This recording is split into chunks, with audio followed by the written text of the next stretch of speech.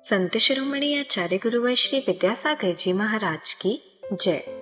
नवाचार्य श्री समय सागर जी महाराज की जय। अरहम योग प्रणेता पूज्य गुरुवर श्री प्रणम्य सागर जी महाराज की जय। ओम अरहम नमः।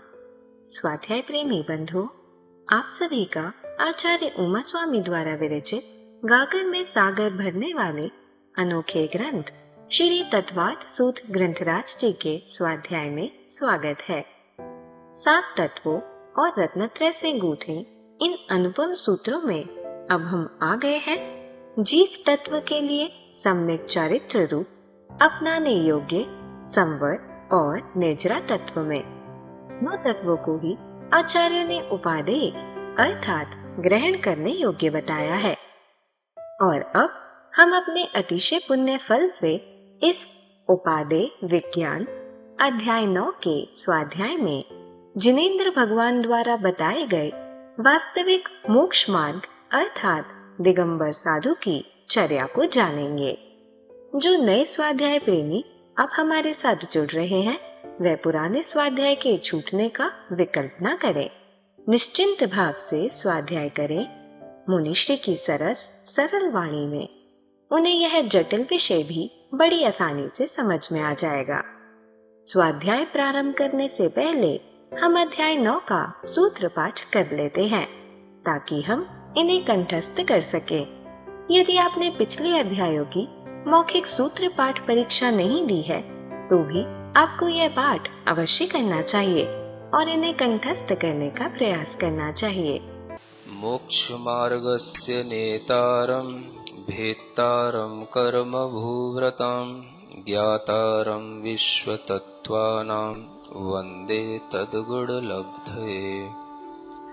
आश्रम निरोधः संवरः स गुप्ति समिति धर्मानुप्रेक्षा परिसहजय चारित्रहि तपसा निर्जरा च सम्यक योग निग्रहो गुप्तिः ईर्याभाषैषणादान निक्षेपोत्सर्गा समितयः उत्तम क्षमा मार्दवार्जव शौच सत्य संयम तपस्त्यागा किंचन्य ब्रह्मचर्याणि धर्मः अनित्या शरण संसारैकत्वा न्यत्वा शुच्यास्रव संवर निर्जरा लोक बोधि दुर्लभ धर्म स्वाख्या तत्वानुचिंतन मनुप्रेक्षाः मार्गाच्यवन निर्जरार्थम परिषोडव्याः परीशः क्षुत पिपासा शीतोष्ण दंश मशक नाग्न्यारति स्त्रीचर्या निषद्या शय्या क्रोश वध याचना लाभ रोग तृण स्पर्श मल सत्कार पुरस्कार प्रज्ञा ज्ञाना दर्शनानि सूक्ष्म सांपराय छदमस्त वीतरागयोश चतुर्दश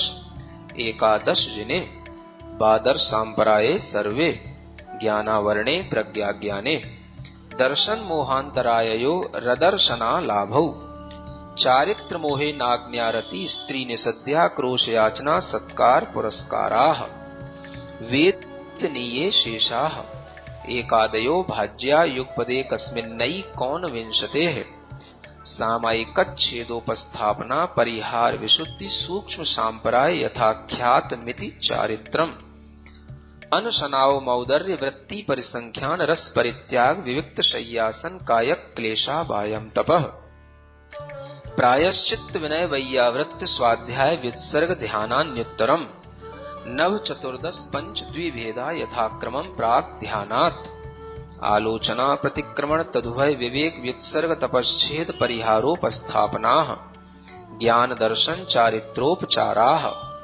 आचार्योपाध्याय तपस्वी शैक्ष्य ग्लान गण कुल संग साधु मनोज्ञानाम् वाचना पृच्छनानुप्रेक्षाम्नाय धर्मोपदेशाः बाह्याभ्यन्तरोपद्यो उत्तम सहननस्यैकाग्रचिन्ता निरोधो ध्यान मान्तर मुहूर्तात् आर्त रौद्र धर्म्य शुक्लानि परे मोक्ष हेतु आर्त ममनोज्ञस्य संप्रयोगे तद विप्रयोगाय स्मृति समन्वाहारः विपरीतम मनोज्ञस्य वेदनायाश्च निदानं च तदविरत देश विरत प्रमत्त संयतानां हिंसा नृतस्तेय विषय संरक्षणेभ्यो रौद्रमविरत देश विरतयोः आज्ञापाय विपाक संस्थान विचयाय धर्म्यम् शुक्ले चाद्ये पूर्वविदः परे केवलिनः पृथक्त्वैकत्व वितर्क सूक्ष्म क्रिया प्रतिपाति विपरीत क्रिया निवर्तीनि त्रिएक योग काय योगा योगानाम एकाश्रये सवितर्क विचारे पूर्वे अविचारम द्वितीयम् वितर्कः श्रुतम् विचारोर्थ व्यंजन योग संक्रांति सम्यक दृष्टि श्रावक वीरतानंत वियोजक दर्शनमो छपकोप समकोप शांतमो छपक क्षीण मोहजना क्रमशो संख्ये गुण निर्जराः पुलाक बकुश कुशील निर्ग्रंथ स्नातकाः निर्ग्रंथाः संयम श्रुत प्रतिसेवना तीर्थ लिंग लेश्योपपाद स्थान विकल्पतः साध्याः इति तत्वार सूत्रे 9वां पूज्य मुनि श्री कहते हैं कि सिर्फ सूत्र के पाठन से ही हमारी विशुद्धि कई गुना बढ़ जाती है। तो आइए अब हम चलते हैं उपादेय विज्ञान की कक्षा की ओर।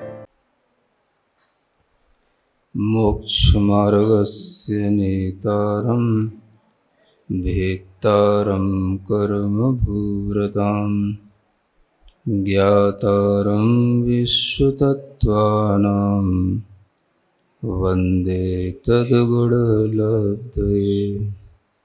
देवादिदेव आदिम तीर्थंकर श्री ऋषभनाथ भगवान की, वर्तमान शासन नायक श्री वर्धमान महावीर भगवान की, परम पूज्य आचार्य गुरुवर श्री विद्यासागर जी महाराज जी की।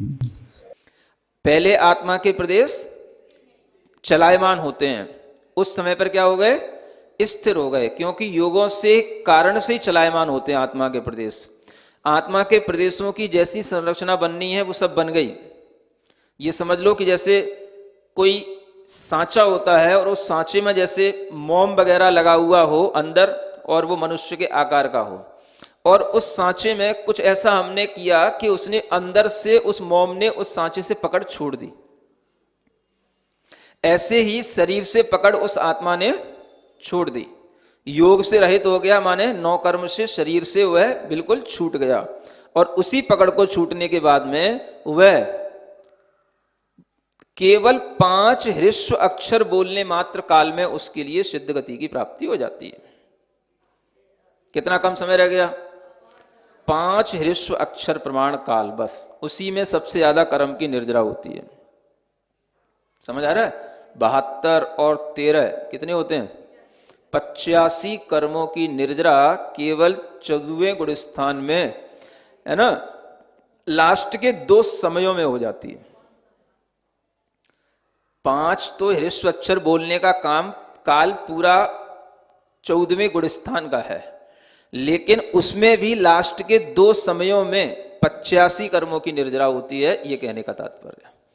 तो इसको आप ध्यान में रख करके समझ सकते हैं कि अयोग होने के बाद में फिर अयोगी होने पर उनके लिए फिर किसी भी तरह से आत्मा के प्रदेशों में कोई भी जो बनावट है उसमें कोई परिवर्तन नहीं आ सकेगा। वो आत्मा के प्रदेश फिर वैसे के वैसे ही अनंत काल तक बने रहेंगे, जो सिद्ध गति में पहुंचने के बाद बने रहते हैं। अब वहां पर कोई रचना में अंतर क्यों नहीं? क्योंकि वहां पर कोई योग नहीं। इसलिए ये बात ध्यान में रख करके चलेंगे तो ये ध्यान रहेगा। कभी किसी ने एक बार प्रश्न पूछा था ना, आनुपूर्वी गति के माध्यम से हम एक गति में दूसरी गति में जाते हैं, तो सिद्ध गति में जाने के लिए कौन सी आनुपूर्वी होती है?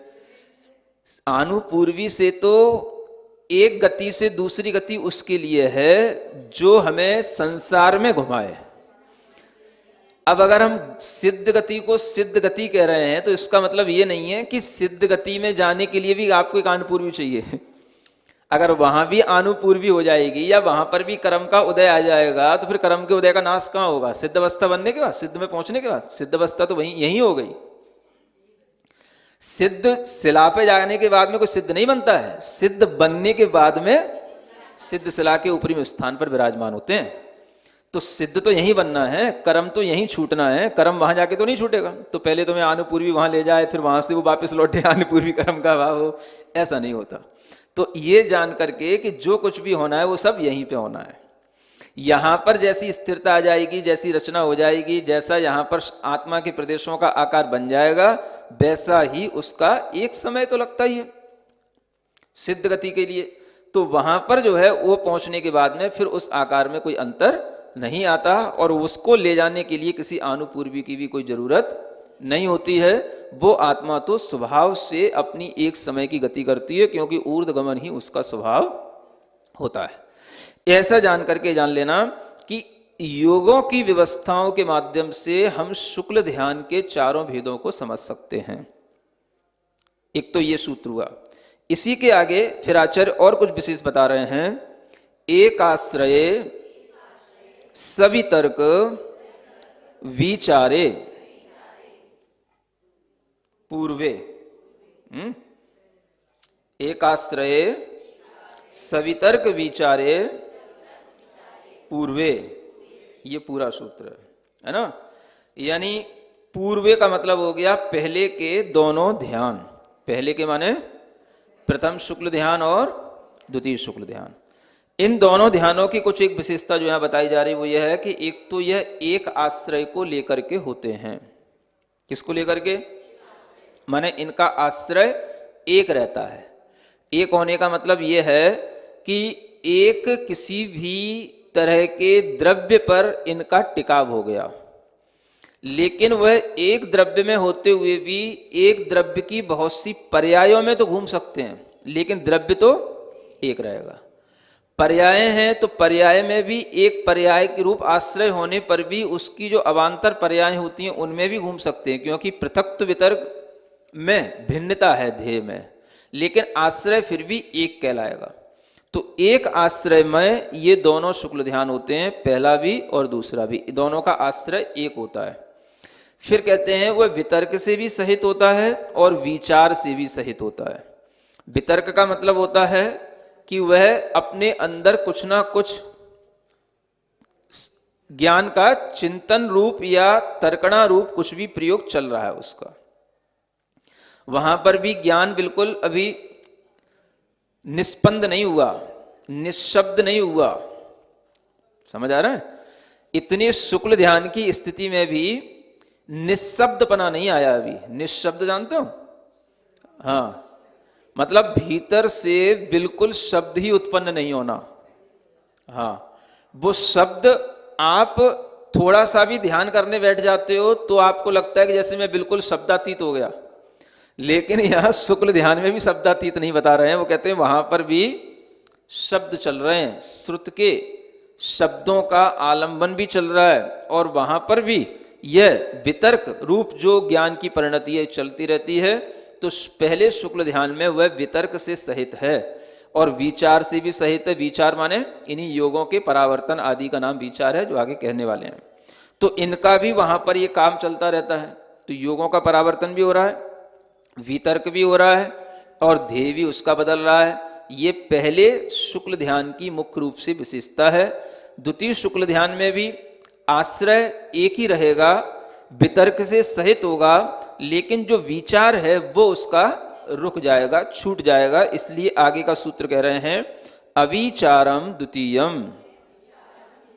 द्वितीयम माने दूसरा जो शुक्ल ध्यान है वो विचार से रहित होता है, यानी उस शुक्ल ध्यान में अविचारपना है, यानी उसमें कहीं पर भी परिवर्तन नहीं है योग आदि के, इसलिए उसको अविचार कहा गया है। लेकिन वितर्क से सहित है, उसमें अभी भी जो है श्रुत ज्ञान का परिणमन चल रहा है। अब यहां पर वितर्क और विचार की परिभाषा देने के लिए आगे के दो सूत्र आते हैं, ये भी पढ़ लेने चाहिए, तभी आपको सही ढंग से समझ में आएगा। वितर्कः श्रुतम, बस ये वितर्क की परिभाषा है। श्रुतम, श्रुतम माने श्रुत ज्ञान। जो श्रुत ज्ञान है ये वितर्क कहलाता है। वैसे वितर्क का मतलब होता है विशेष रूप से तर्कना, ऊहना, ऊहापोह, माने हम कुछ कर रहे हैं या हमारे अंदर कोई चिंतन चल रहा है, उसकी जो ऊहापोह है उसी का नाम श्रुत ज्ञान है। और उस तरह का श्रुत ज्ञान ही होता है जो ध्यान के रूप में काम आता है, ध्यान के लिए काम आता है। मति ज्ञान ध्यान में काम नहीं आता, श्रुत ज्ञान ध्यान में काम आता है। तो श्रुत ज्ञान से ध्यान होता है। तो श्रुत ज्ञान में वह श्रुत जो उसने पहले सीख रखा है वो श्रुत का प्रयोग पहले और दूसरे शुक्ल ध्यान में भी कर रहा है। धर्म ध्यान में तो कर ही रहा है, लेकिन पहले और दूसरे शुक्ल ध्यान में भी वह श्रुत ज्ञान का आलंबन ही लिया जा रहा है, और किसी चीज का आलंबन वो नहीं लेता। तो यह उस ध्याता की विशेषता यहाँ बताई जाती है, जिसके माध्यम से हम ये समझ सकते हैं कि श्रुत ज्ञान का काम कितना श्रेष्ठ है, कि उसी श्रुत ज्ञान के माध्यम से ही हमारे अंदर ये ध्यान की एकाग्रता आती है। इसलिए श्रुत ज्ञान की पूजा की जाती है।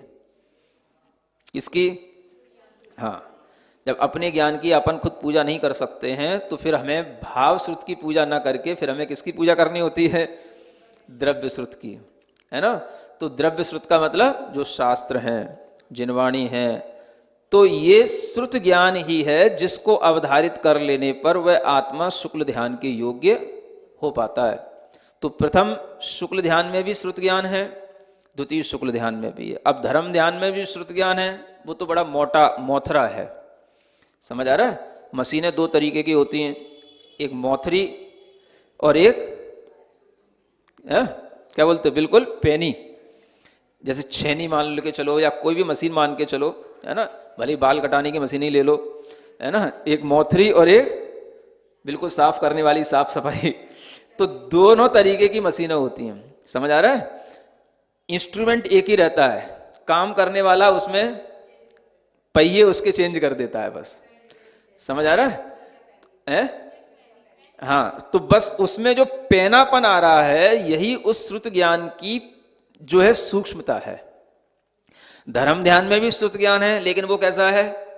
मोटा है, मोथरापन काम कर रहा है। बस मोटी मोटी चीजें सीख लेगा, पढ़ लेगा, चिंतन कर लेगा, मोटा मोटा। अभी उसमें कुछ भी पेनापन नहीं आ रहा है। पेनापन जो आएगा वो शुक्ल ध्यान में आएगा। और शुक्ल ध्यान में भी दो क्वालिटी है पेनेपन की। तो एकत्व वितर्क में तो वो निडिल बिल्कुल वहीं पे टिक गई। समझ आ रहा है? और एकत्व वितर्क में जब वो निडिल बिल्कुल टिक गई तो फिर उसने मोह का क्षय तो हो चुका था, ज्ञानावर्णादि कर्मों का क्षय कर दिया। तो उसके माध्यम से ये उसके अंदर पेनापन आता है, तभी ये श्रुत ज्ञान का काम वहां पर पूर्ण हो जाता है। ये वितर्क श्रुतम में ये बताया गया। और इसी के साथ में विचार क्या कहलाता है? तो विचारोर्थ व्यंजन योग संक्रांति, है ना। संक्रांति तो आने वाली है। तो संक्रांति का मतलब क्या होता है? परिवर्तन। संक्रांति माने परिवर्तन। किस किस के परिवर्तन? अर्थ माने होता है पदार्थ का परिवर्तन, व्यंजन माने होता है शब्द का परिवर्तन, और योग माने मन वचन काय इनका परिवर्तन। तो विचार जहां पर होगा वहां पर ये तीनों परिवर्तन होंगे। एक पदार्थ से दूसरे पदार्थ पर चले जाना। जहां पर विचार नहीं होगा वहां पर ये परिवर्तन नहीं होंगे। तो प्रथम शुक्ल ध्यान में तो विचार है, लेकिन द्वितीय शुक्ल ध्यान में विचार। तो प्रथम शुक्ल ध्यान में तीनों तरह के परिवर्तन संभव है। एक ध्येय से दूसरे ध्येय पर चले जाना, माने द्रव्य से पर्याय पर चले जाना, पर्याय से द्रव्य पर चले जाना, ये अर्थ परावर्तन कहलाएगा। व्यंजन में भी शब्द परावर्तन हो जाएंगे उसके। जिस श्रुत ज्ञान के शब्दों का आलम्बन कर रहा था, फिर अन्य भी शब्दों का आलम्बन लेकर के वह श्रुत ज्ञान के माध्यम से चिंतन में रहता है। और योगों का भी परावर्तन होता है, ये पहले बता ही चुके हैं। तो तीनों परावर्तन किसमें संभव है? पहले शुक्ल ध्यान में। दूसरे शुक्ल ध्यान में क्या है? अविचार है, माने वहां पर परावर्तन नहीं है। एक स्थिति जैसी बनेगी वैसा ही रहेगा। जिस पदार्थ पर टिकेगा उसी पर रहेगा, जिस शब्द में स्थित होगा उस शब्द में ही रहेगा, और जो योग होगा उसी योग में एक स्थिर हो जाएगा। ये योगों की, अर्थ की और व्यंजन तीनों की संक्रांति से वहां पर वो रहित हो गया। इसलिए जो दूसरा शुक्ल ध्यान है वो अविचार हो गया, माने संक्रांति संक्रमण से रहित हो गया। तो पहले के दो शुक्ल ध्यानों की ये विशेषताएं हैं, और इन विशेषताओं को ध्यान में रख करके अब आपको समझ में आ जाना चाहिए कि वितर्क का मतलब और विचार का मतलब क्या है। और यही दोनों विशेषण पृथक्त्व और एकत्व के साथ में जोड़े जाते हैं, और इन्हीं के माध्यम से दो शुक्ल ध्यानों के नाम बन जाते हैं। तो प्रथम शुक्ल ध्यान में तो विचार होता है और द्वितीय शुक्ल ध्यान में विचार नहीं होता है। बाकी के फिर तो वितर्क का भी काम छूट गया। तीसरे शुक्ल ध्यान में तो श्रुत ज्ञान का काम ही छूट गया। तो किसी भी तरीके का चिंतन का, श्रुत ज्ञान का, वो काम छूट गया। शब्द का कोई भी परिवर्तन होता उसका काम छूट गया। ध्येय तो पूरा का पूरा, उन्हें केवल ज्ञानी उनके सामने आ गया तो पूरा का पूरा, अब उन्हें कोई ध्येय की भी जरूरत नहीं है। इसलिए कहीं कहीं आचार्यों ने अंत के दो शुक्ल ध्यानों को उपचार से ध्यान कहा है, क्योंकि ध्यान की परिभाषा उसमें कोई घटित नहीं होगी। एकाग्र चिंता निरोध ध्यानम अब वहां पे क्या एकाग्र चिंता करेंगे वो? उनके लिए तो सारा का सारा केवल ज्ञान में सामने ही आ गया, तो उन्हें अपने अब तो वहां पर मन भी नहीं रहा जिस मन को वहां पर एकाग्र करते, तो अब उन्हें वहां पर ये ध्यान की परिभाषा ही घटित नहीं होती। लेकिन फिर भी चूंकि कर्म की निर्जरा हो रही है, कर्म के अभावों का कार्य चल रहा है, इसलिए वो कार्य ध्यान के बिना नहीं होता, तो वहां पर भी ध्यान कहा गया है। लेकिन वो ध्यान वास्तव में वैसा नहीं होता जैसा ध्यान नीचे के गुण स्थानों में होता है। ये भी ध्यान में रखना कि केवली भगवान ध्यान कर रहे हैं, ध्यान करने बैठ रहे हैं तो ध्यान करने नहीं बैठ रहे हैं, वो ध्यान में तो हमेशा ही हैं, लेकिन उनके लिए वह ध्यान की प्रक्रिया बस अपने आप स्वतः ही वह प्रारंभ हो जाती है। और उस ध्यान को भी हम ध्यान इसलिए कहा क्योंकि उस ध्यान का हमें फल दिखाई दे रहा है। ध्यान का फल जो संबर निर्जरा रूप होता है वो दिखाई दे रहा है, इसलिए उस पर ध्यान का आरोप आता है। लेकिन जो ध्यान की परिभाषा बताई गई, वो ध्यान की परिभाषा तो वहां कहीं से कहीं तक बैठती नहीं। जो एकाग्र होकर के अपनी चिंतन को रोकने का नाम ध्यान है, वो ध्यान की परिभाषा वहां नहीं बैठती। इसलिए वहां पर ध्यान भी औपचारिक होता है, और जो लेश्याएं कही जाती हैं वो लेश्याएं भी औपचारिक होती हैं, क्योंकि जब तक वो भावों में परिवर्तन होता है, भावों से कषाय और योग की प्रवृत्ति अनुरंजित रहती है, तब तक तो वो लेश्या नाम पाता है। अब वहां पर कषाय ही नहीं है, तो अब वहां पर जो शुक्ल लेश्या है तो वो भी एक लेश्या औपचारिक ही बन जाती है। तो इस तरह से अरिहंतों में इसे औपचारिक रूप से सब चीजें कही जाती हैं, लेकिन इन्हें पूरे सैद्धांतिक रूप से समझने की जरूरत है। तो औपचारिक का मतलब ये नहीं है कि वो ऐसे ही ऊपर ऊपर है सब सैद्धांतिक, लेकिन वो औपचारिक इसलिए है कि जो उसकी मूल परिभाषा संसारी जीवों में घटित होती है, वैसी परिभाषा उनमें घटित नहीं होती है। तो इसलिए वो वहां पर उपचार से भी ध्यान की प्रवृत्ति, ये दोनों ध्यान की, शुक्ल ध्यान की जो अरिहंत भगवान में कही गई वो कही जाती है। ऐसे हम चारों शुक्ल ध्यानों के बारे में ढंग से यहाँ तक पूरा का पूरा अच्छे से समझ सकते हैं। यहाँ पर ये चारों शुक्ल ध्यानों का ये क्रम पूर्ण हो जाता है। समझ आ रहा है? आगे का प्रकरण दूसरा आएगा निर्जरा इत्यादि का, वो फिर बाद में बताया जाएगा। इतना ये शुक्ल ध्यानों का वर्णन यहाँ पर पूर्ण हो गया।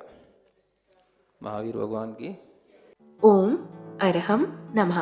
तो चलिए आज की कक्षा की एक क्विक रिवीजन कर लेते हैं।